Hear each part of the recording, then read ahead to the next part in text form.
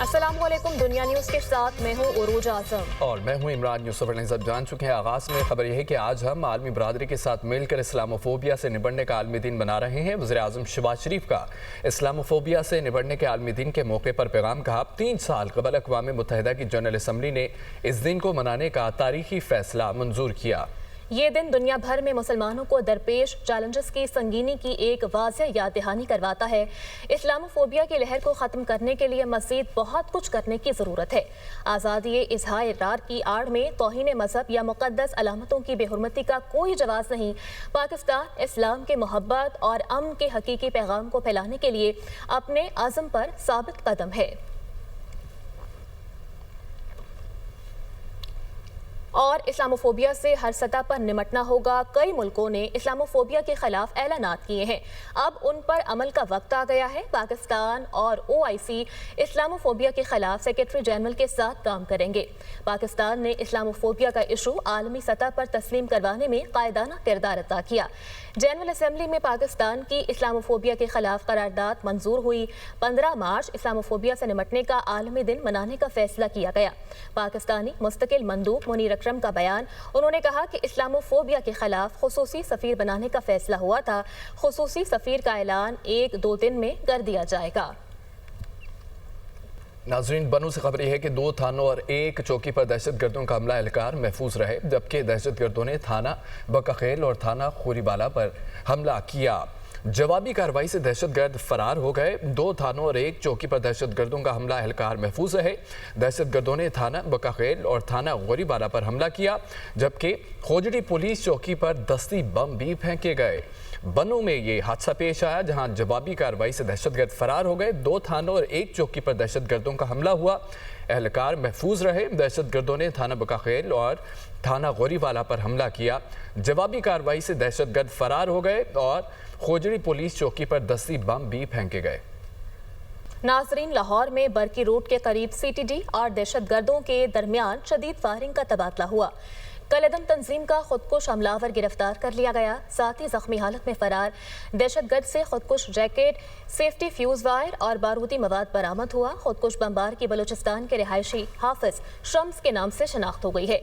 CTD की जानिब से दहशतगर्दों की गिरफ्तारी के लिए इंटेलिजेंस बेस्ड कार्रवाई की गई। दहशतगर्द लाहौर में बड़े हमले की मनसूबाबंदी मुकम्मल कर चुके थे। तर्जुमान CTD। नाज़रीन, अहम खबर यह भी है कि आलमी ताउन से पाकिस्तान दहशतगर्दी पर काबू पा सकता है। चीनी council general Yang you Dong की जाफर एक्सप्रेस पर हमले की मजम्मत लवाहिकीन से इजहार ताज़ियत किया और कहा कि दहशतगर्दों से लड़ने के लिए पाकिस्तान की कोशिशों की मुकम्मल हिमायत करते हैं। कराकरम हाईवे री अलाइनमेंट मनसूबे पर रवां साल पेशरफ्त होगी। 2025 CPEC के हवाले से अहम साल है। दोनों मुल्कों के अवाम CPEC से भरपूर फ़ायदा उठाएंगे। दोनों मुल्कों की कोशिशों से तवक्कुआत को हकीकत का रूप दे सकते हैं। आलमी ताउन से पाकिस्तान दहशतगर्दी पर काबू पा सकता है। चीनी council general Yang you Dong की जाफर एक्सप्रेस पर हमले की मजम्मत। उधर वज़ीर आला बलूचिस्तान सरफराज बुगटी का कहना है कि अफगान सरजमीन पाकिस्तान के खिलाफ इस्तेमाल हो रही है। दहशतगर्द अफगानिस्तान के अंदर बैठ कर प्लानिंग करते हैं। ये दहशतगर्द पाकिस्तान को गैर मुस्तहकम करना चाहते हैं। इंसानी हुकूक की खिलाफ वर्जी BLA की तरफ से हो रही है। मुसाफिरों पर हमले किए जा रहे हैं। इस जंग का हुकूक से कोई ताल्लुक नहीं। साबिक हुकूमत में दहशतगर्द ग्रुप्स को छोड़ा गया। दहशतगर्दों को छोड़ना भी दहशतगर्दी बढ़ने की एक वजह बना। ऐसे वाकयात का बलूचिस्तान की रिवायात से कोई ताल्लुक नहीं। जबकि दहशतगर्दों को बलोच ना कहा जाए, दहशतगर्दों का बलोच से कोई ताल्लुक नहीं। प्रेस कॉन्फ्रेंस के दौरान उन्होंने मजीद कहा कि तमाम दहशतगर्दों की सरपरस्त भारतीय एजेंसी रॉ है। हमारी फोर्सेस के पास दहशतगर्दी का मुकाबला करने की सलाहियत मौजूद है। बहादुर अफवाज की जितनी तारीफ की जाए कम है।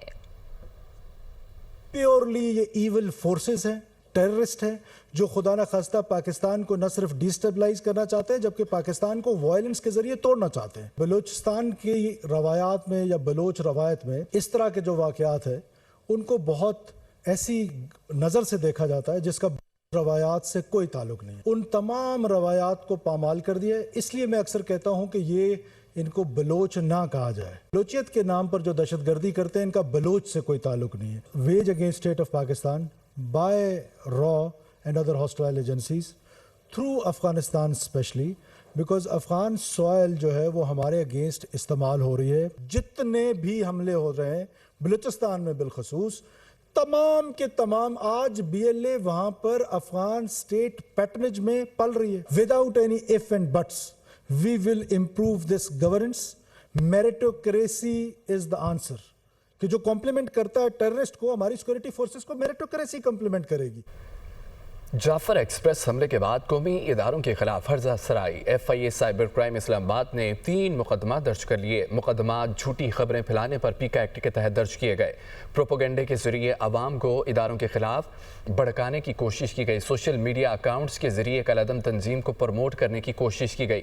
مقدمات کا متن خبر ہے کہ جعفر ایکسپریس حملے کے بعد قومی اداروں کے خلاف ہرزہ سرائی کی گئی. اور پاکستان میں دہشت گردی کے پیچھے بھارت ہے. ملک میں مختلف روح بدل کر دہشت گردی کی جا رہی ہے. انڈین ایجنٹ سوشل میڈیا پر پاکستان کے خلاف پیسہ لگا رہے ہیں.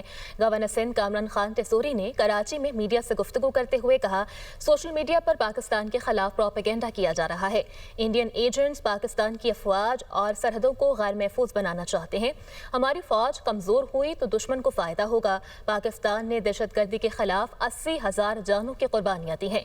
سوشل میڈیا ہماری نوجوان نسل کو گمراہ کر رہا ہے. ناظرین, عالمی منظرنامے سے خبر ہے کہ بحیثیت صدر ملک میں جرائم کا خاتمہ اولین ترجیح ہے. میری تنقیدی کوریج کرنے والے امریکی ادارے بدعنوان ہیں. ڈونلڈ ٹرمپ کی بائیڈن انتظامیہ پر کڑی تنقید.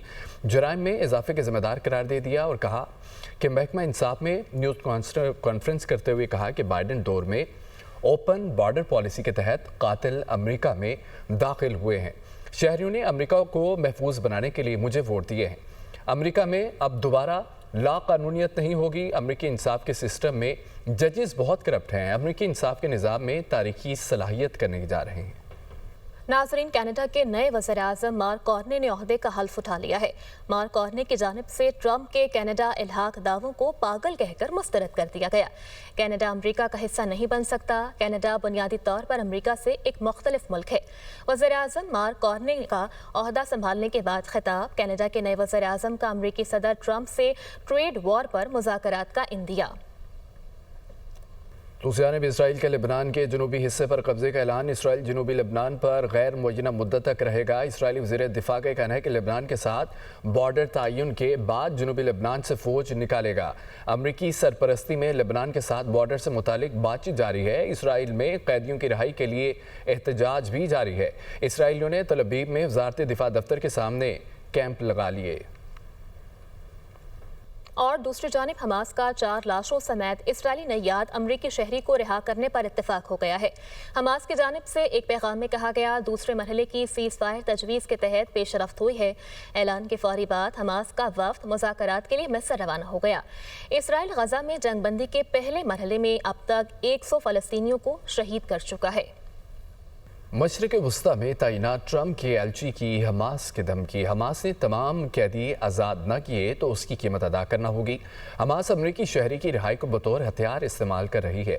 امریکہ نے غزہ میں سیز فائر کے لیے اپریل کے دوران بریج پلان تجویز کیا ہے. غزہ میں جنگ بندی کے لیے حماس کی شرائط ناقابل عمل ہیں.